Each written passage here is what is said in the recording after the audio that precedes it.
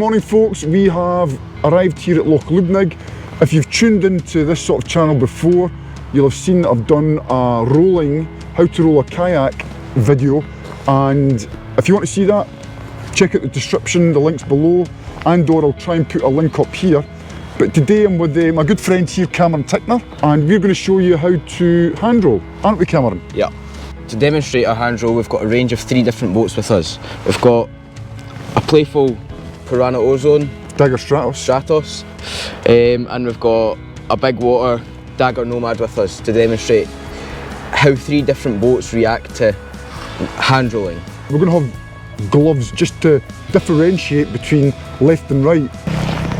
So we're going to start with water confidence and building up our water confidence, swimming in the water, and doing a few rolls, exiting from our boats, being comfortable hanging upside down, inverted in the water. Because if you don't have that initial baseline water confidence, it's difficult to progress on.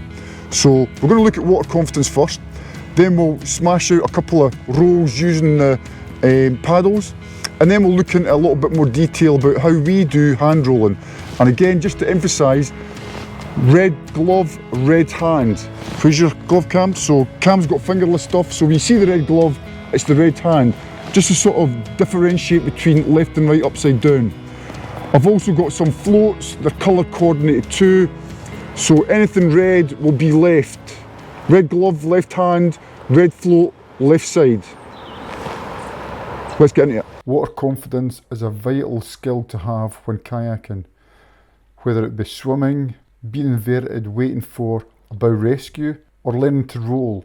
If you're not happy underwater, you're going to find the next stages of the process more difficult, holding yourself in an inverted position for 1 or 2 seconds. Try a bow rescue, try swimming, swim with your kayak. Being in the water and being more accustomed to the water and the environment will make you a resilient paddler when it comes to rolling.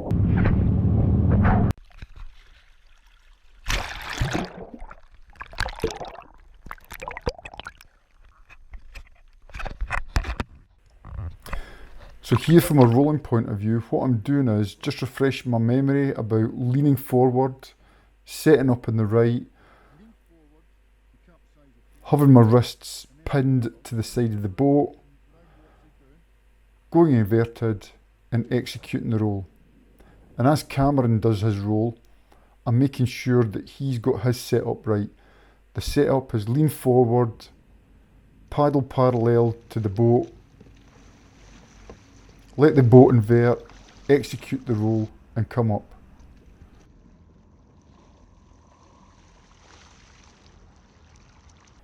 And here I'm just pointing to make sure that my wrist is pinned as I invert the kayak.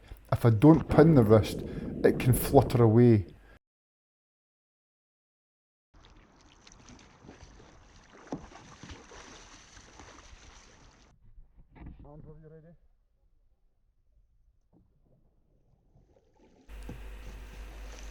So we've moved away from swimming in the water and getting used to the water environment to refreshing our skills when it comes to rolling the boat.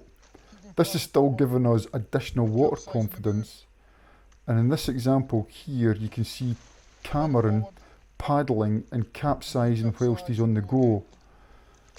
This gives a different experience from a static learning to roll point of view like this one. One of the key things about rolling is when you come up, you don't just stop, you've got to get that other blade active and positive pressure on the blade, in other words forward paddling. Don't just roll up and be static in the water. Move your boat to have traction, to have support, to be more stable.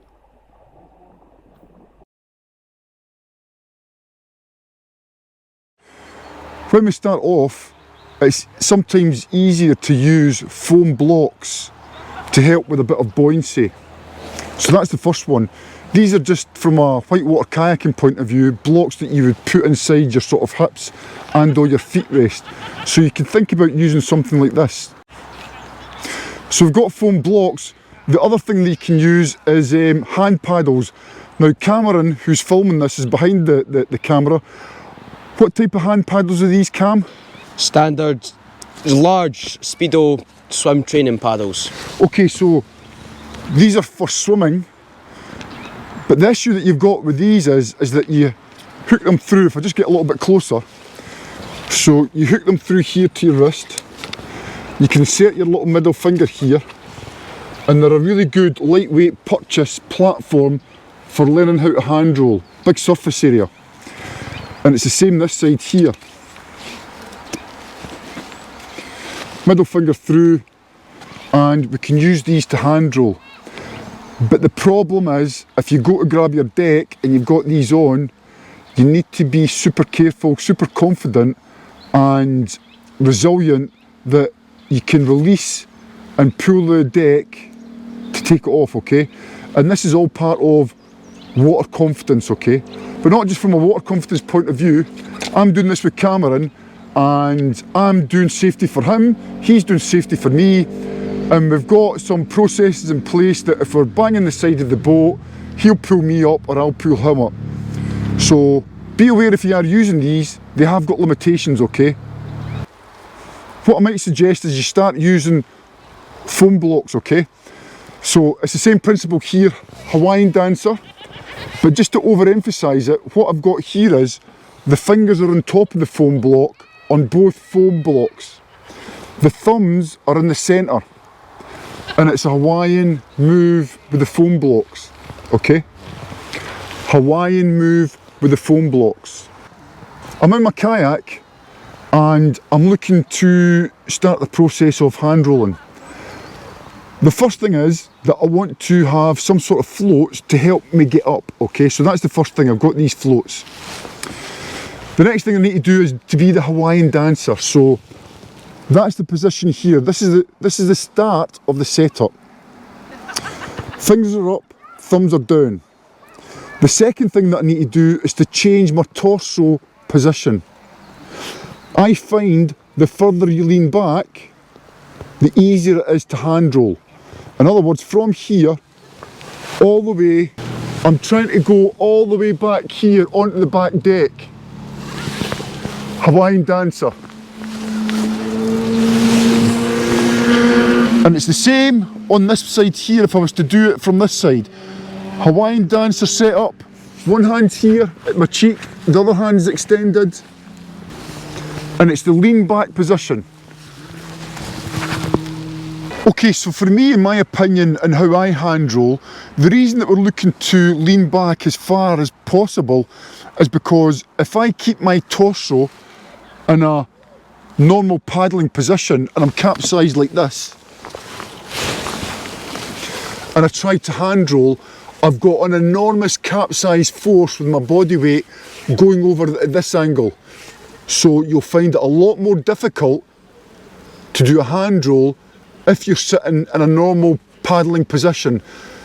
The reason that you lean back is because all this weight, rather than going over, and you've got, for example, 20 stone as a capsizing force here, it might be reduced to 10 stone. You'll still have a force going over that way, but by moving it from centre to all the way back, it's more equalled along the boat itself. As I capsize, again what I'm looking to do is to capsize, I'm underwater, and the first action is the hand closest to the face. The second action is the hand that's extended. It's a push, the top hand comes out the water, it also slaps the water and pushes the water away, and as you come up and you're using that long extended hand, you're drawing it in, you're constantly pushing this hand, and then with the long hand, you're whipping it all the way back, and you come up. Now, to further explain that sort of hand whip, if you've ever sort of seen the bull riders and they're holding on with one hand and they're going like that for balance, it's the same principle. As you come up, bull riders, and whip that hand back to generate momentum and bring you back out the water. So let's look at that from a boat point of view in the water. So Cam here is on the back deck, Hawaiian dancer. He's got his swimming paddles on. Just remember there's limitations with them. He's rotating the boat all the way around, keeping his hands in the setup position. There's that long extended arm coming out, slap, and then there's the bull rider and sit up.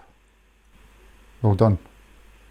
I'm in a different boat here. I've got my white water boat and I'm going through the process of setting myself up. So the first thing I want to do is to set up like the Hawaiian dancer. There's one. The next thing I need to do is to lean back. Two. Then I need to capsize.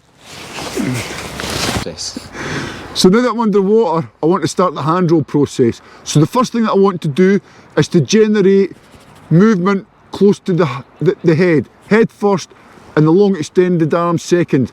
So it's push and then slap down the surface of the water. And as these two actions are working together, and I'm drawing the long hand in and I'm pushing away, think bull riders and reach back with that long extended arm. That's the hand roll process. Let's have a look to see what it looks like in the water. So let's just look at this a little bit closer in the water. So here I'm setting up for the Hawaiian dancer. Just going through that on one side and another side.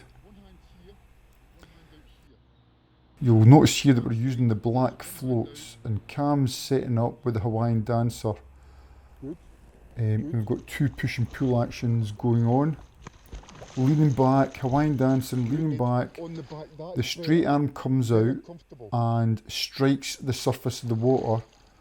As it does so, it draws into the body and then the bull rider throws it all the way back. And on you go.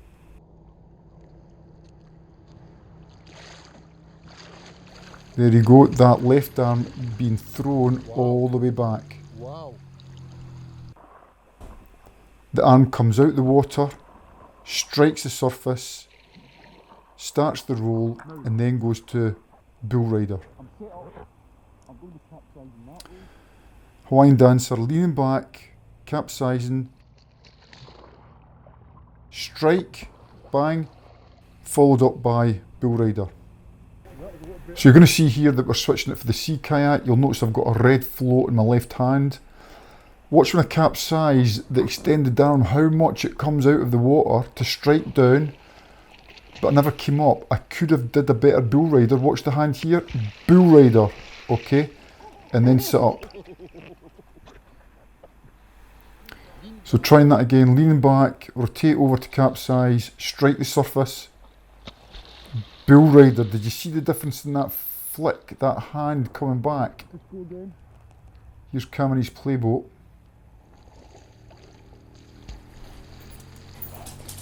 Nice, nice.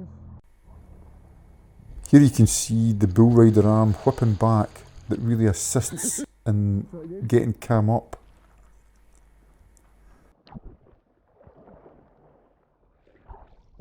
Float down, but get that long arm out the water.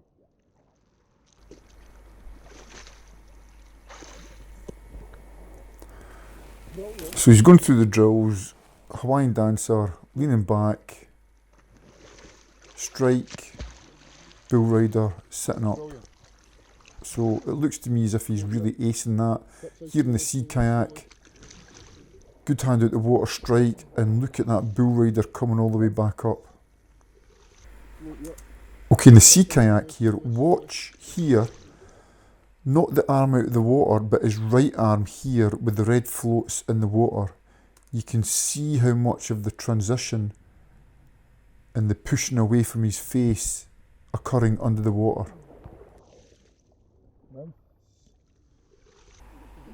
So here in this section we're going to move on to the actual swimming paddles. So we've left the little floats behind and we're on the swimming paddles. And hopefully you'll see here the purchase and the transition in power is so much more and better than the flexible floats. And so much so that here from Cameron using them, there's very little strike action there. Still using bull rider, but minimum strike action because the transfer through the water is really good. I, on the other hand, I'm using the same power.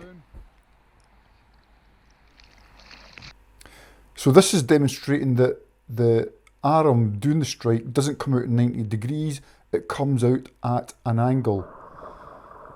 So there's more of an angle to the front of the boat. You can see it here, and from a bull rider, it's an angle going all the way back too. So these strikes, to start it, it's not 90 degrees from the boat, it's more front at an angle. All we're doing here is reinforcing the training, Hawaiian dancer, leaning back, execute, strike, bull rider, sit up. And this example here is where the body weight is not on the back deck. As you can see, the torso is more central and it's giving Cameron a lot more difficulty coming up. So the point here is keep your torso on the back deck. And look at the difference in this one here. So again, torso on the back deck, Hawaiian dancer, strike, bull rider, sit up. Capsize. Nice. But I want you to do that again. So again, on your back deck, capsize and do it. Capsize and do it. No. Still running through the skills. That's better. Good. And Cameron's moving into the sea kayak now to see how he gets on with that. Is there a difference? He's really good at it. Big strike, big bull rider. Looks comfortable, looks easy, well executed. The last part of the session is just really no floats, no aids, and seeing how we get on. Yes, we'll make mistakes. Yes, we won't get up. Wow. And as you progress through these things, you get tired. And not every hand roll will result in you getting up. Well, I hope you've enjoyed that. I hope you've got some tips and sort of tricks from us. These are just some of our points. They're not straight out of the textbook. We've kind of thought about them at the side of the water and thought how best to give you examples and translate it into sort of tips and tricks. Please remember your safety when it comes to hand rolling. Practice, practice, practice, and above all, have fun.